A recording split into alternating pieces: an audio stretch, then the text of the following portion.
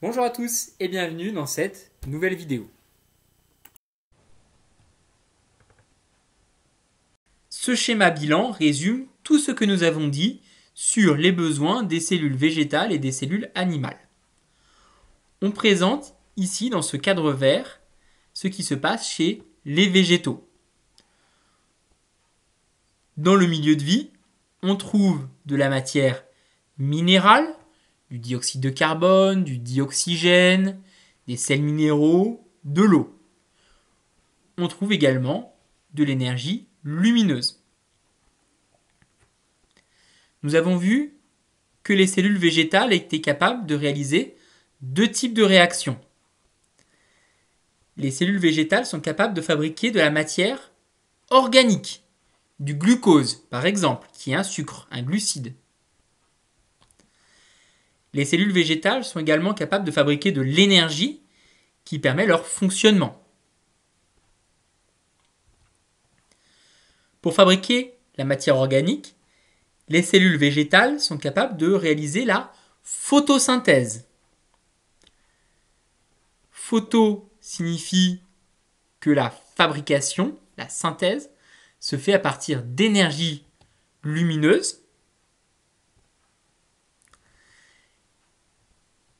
Cette photosynthèse nécessite également de la matière minérale, du dioxyde de carbone et de l'eau. Le dioxyde de carbone entre par les feuilles, l'eau et les sels minéraux qui composent la feuille entrent par les racines. Les végétaux sont capables de fabriquer de la matière organique uniquement à partir de matière minérale et d'énergie lumineuse. Pour le fonctionnement des cellules végétales, l'énergie est obtenue par une autre réaction, la respiration cellulaire. Cette réaction nécessite la consommation du glucose, mais également la consommation de dioxygène, qui est de la matière minérale.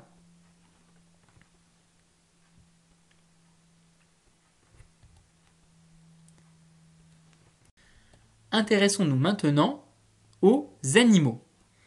Nous avons vu en introduction que les animaux avaient besoin d'énergie pour le fonctionnement de leurs cellules, le fonctionnement des cellules musculaires, le fonctionnement des neurones par exemple.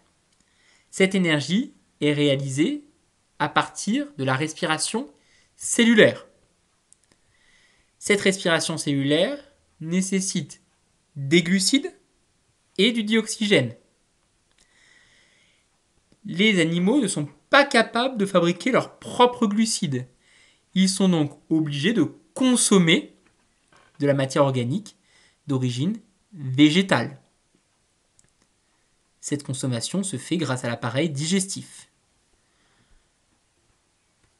Le dioxygène, qui est important pour la respiration cellulaire, provient de l'appareil respiratoire, les branchies, les poumons, les trachées des insectes.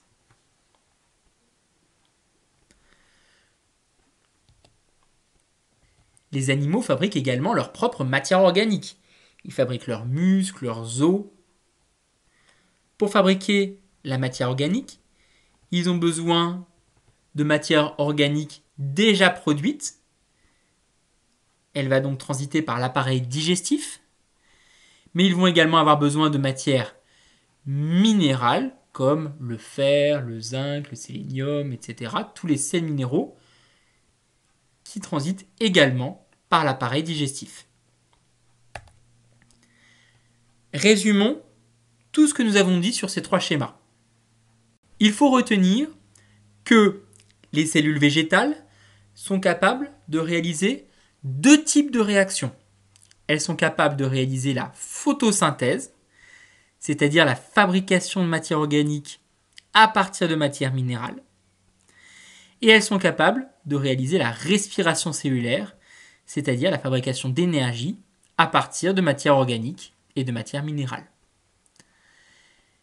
Les cellules animales, elles, sont capables uniquement de réaliser la respiration cellulaire. Elles ne peuvent pas fabriquer la matière organique uniquement à partir de matière minérale. Elles sont donc obligées de consommer des végétaux ou d'autres animaux pour avoir cette matière organique nécessaire à la respiration cellulaire. On note également que les animaux sont capables de fabriquer leur matière organique, mais pas uniquement à partir de matières minérales, ils ont également besoin d'autres matières organiques.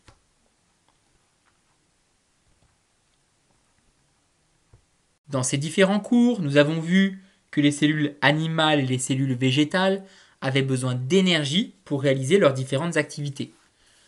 Nous avons vu que cette énergie est produite par la réaction de respiration. La réaction de respiration nécessite du dioxygène et du glucose. Chez les animaux, le dioxygène provient des appareils respiratoires. En ce qui concerne le glucose, les végétaux fabriquent leur propre glucose à partir de dioxyde de carbone, d'eau et d'énergie lumineuse. C'est la photosynthèse. En revanche, les animaux ont besoin de consommer des végétaux ou d'autres animaux pour avoir leurs propres glucides. Nous avons vu un autre point important. Les végétaux et les animaux fabriquent leur propre matière, c'est-à-dire la matière qui compose les os, les muscles, les feuilles chez les végétaux.